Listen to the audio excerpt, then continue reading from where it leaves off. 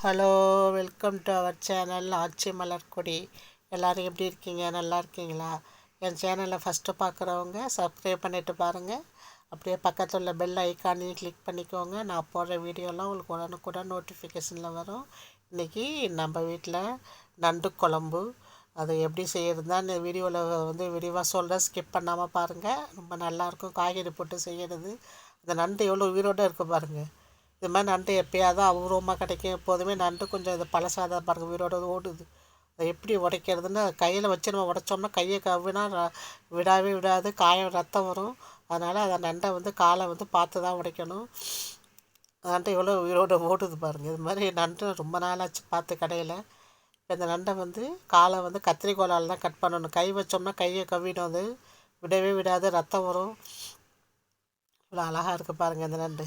இன்றைக்கி நம்ம வீடியோவில் நண்டு குழம்பு எப்படி செய்யணும் தான் காமிக்க போகிறேன். அதை நண்டை வந்து கத்திரிக்கோலால் கட் பண்ணி நல்லா கல் உப்பு மஞ்சத்தூள் போட்டு நல்லா தண்ணி ஊற்றி அலசுங்க. நல்லா அதை ஸ்மெல்லாம் போக நல்லா அலசிடுவோம். அலசி எடுத்து வச்சுருக்கேன். இப்போ அதுக்கு நண்டு குழம்புக்கு ஒரு நெல்லிக்காய் உருண்டை புளி கல் உப்பு போட்டு ஊற வச்சுருக்கேன். எப்போதுமே நண்டு குழம்பு இறால் குழம்புக்கெல்லாம் புளி கொஞ்சமாக தான் போடணும். இப்போ அதுக்கு முன்னாடி அதுக்கு மசாலா அரைக்கும். இதுக்கு வந்து ஒரு 2 ஸ்பூனு வந்து புழுங்கல் அரிசி எடுத்துருக்கேன். நல்லா வறுத்துப்போம். இது போட்டு வச்சிங்கன்னா குருமா டேஸ்ட்டில் நல்லாயிருக்கும் குழம்பு. இந்த அரிசி வந்து நல்லா இந்த அளவுக்கு பொன்னிறமாக வறுக்கணும். சிம்மில் வச்சுட்டு வருங்க. அப்போ தான் வந்து வந்து அரிசி நல்லா வறுபடும். அதுக்கப்புறம் அதில் வந்து மிளகு சேர்த்துக்கிறேன். நல்லா ஒரு பெரிய குழிக்கரண்டி மிளகு. நண்டு வந்து உடம்புக்கு சூட்டை தணிக்கிறதுக்கு குளிர்ச்சியானது மிளகு சேர்த்துக்கிறோம். நல்லா வாசனைக்கு நல்லா ஒரு கரண்டி பெருஞ்சீரகம் சோம்பு சேர்த்துருக்கேன். அதுக்கப்புறம் 10 பல்லு பூண்டு தோலை உரிச்சிட்டு வச்சுருக்கேன். இதெல்லாம் வந்து நண்டு குழம்புக்கு போடுற மசாலா.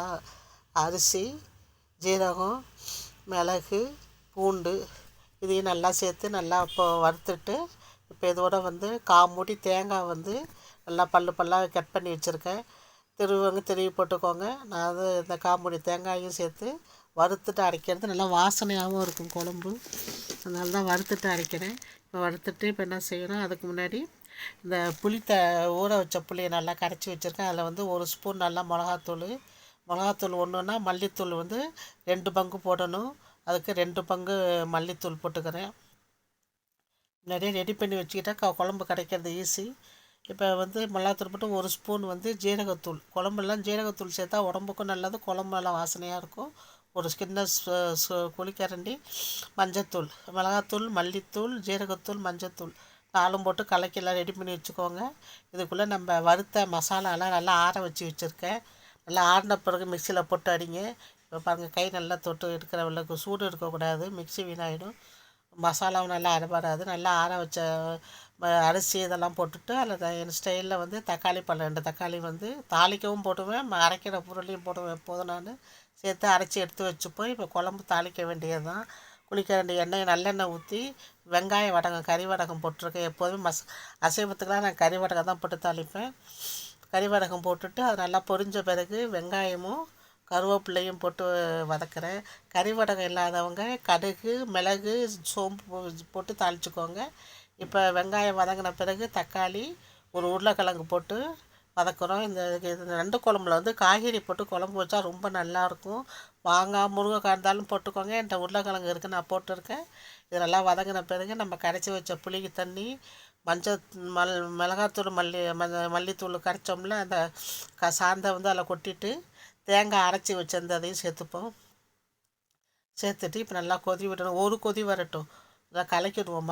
தேங்காய் சாந்தும் புளி, வெங்காயம்லாம் தாளித்ததெல்லாம் சேர்த்து ஒரு கலக்கிட்டு உடைச்சி வச்ச நண்டை வந்து நல்லா அலசி வச்ச நண்டு இப்போ அதில் சேர்த்துப்போம். நண்டு குழம்பு வந்து உடம்புக்கு அவ்வளோ நல்லது. ரொம்ப நாள் ஜுரம் உள்ளவங்களாம் அந்த நண்டு குழம்பு, நண்டு ரசம் வச்சு கொடுத்தாங்கன்னா சரியாயிடும் உடம்பு. அதனால் வந்து இந்த குளிர் காலத்துலலாம் நண்டு குழம்பு சாப்பிடுங்க, உடம்புக்கு நல்லது. இப்போ வந்து நல்லா குழம்பு உள்ளே போட்டாச்சு. இப்போயும் உப்பு உரப்புலாம் கரெக்டாக ஆகான்னு பார்த்துக்கிட்டு இப்போ உப்பு சேர்த்துருங்க. கொதி வந்த பிறகு உப்பு சேர்த்தா குழம்பு செட் ஆகாது. இப்போயும் வாயில் வச்சு பார்த்துக்கிட்டு நான் வந்து புளி ஊற வச்சப்போயும் உப்பு போட்டு தான் ஊற வச்சேன், கல் உப்பு. அதனால் வந்து அப்போயே சேர்த்ததால் இப்போ நான் வந்து டேஸ்ட் பண்ணி பார்த்தா உப்பு கரெக்டாக இருக்குது. இப்போ மூடி வச்சு நல்லா கொதி விடுங்க. நல்லா கொதி வந்த பிறகு எப்படி வந்திருக்குன்னு பார்ப்போம். ஒரு 5 நிமிஷம் 10 நிமிஷம் நல்லா கொதி வரட்டும். கொதி வந்துட்டு இப்போ இறக்கி பார்ப்போம். இப்போ பாருங்கள், நல்லா எண்ணெய் கக்கி நல்லா நண்டு குழம்பு செட் ஆகிருக்கு. இது மாதிரி நண்டு குழம்பு செஞ்சு சாப்பிட்டிங்கன்னா அவ்வளோ ருசியாக இருக்கும், உடம்புக்கும் ரொம்ப நல்லது.